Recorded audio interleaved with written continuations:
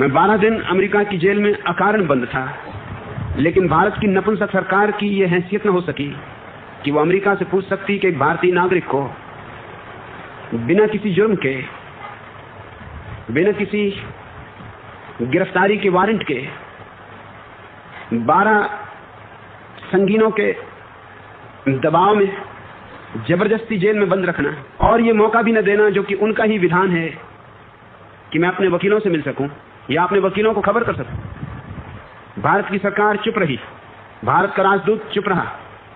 वे 12 दिन मेरे लिए इतने शर्म के दिन थे, इस बात की शर्म के कि मैं भारत में पैदा क्यों हुआ, जिस देश के पास कोई गौरव नहीं है और जिस देश के पास कोई गरिमा नहीं है और जिस देश के पास अपने नागरिकों को सुरक्षा देने का कोई साधन नहीं है। और कम से कम जिज्ञासा तो की जा सकती थी, पूछा तो जा सकता था, आखिर भारत का राजदूत अमेरिका में बैठकर क्या कर रहा है। उन 12 दिनों में एक ही बात जो मेरे मन में कांटे की तरह चुभती रही, ये थी कि क्या भारत ने अपनी आत्मा बिल्कुल खो दी।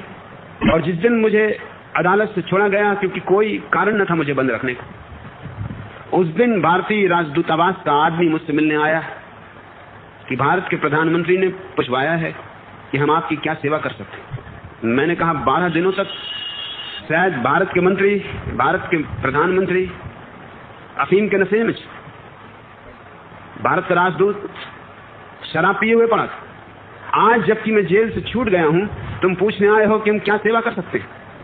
मुझे तुम्हारी कोई सेवा की जरूरत नहीं है। हाँ, कभी तुम्हारे प्रधानमंत्री को मेरे सेवा की जरूरत हो तो मुझसे पूछ लेना, और ज्यादा देर नहीं लगेगी, तुम्हारे प्रधानमंत्री को मेरी सेवा की जरूरत पड़ेगी, क्योंकि जिन 2 कौड़ी के लोगों को तुमने प्रधानमंत्री बना के बिठा दिया है,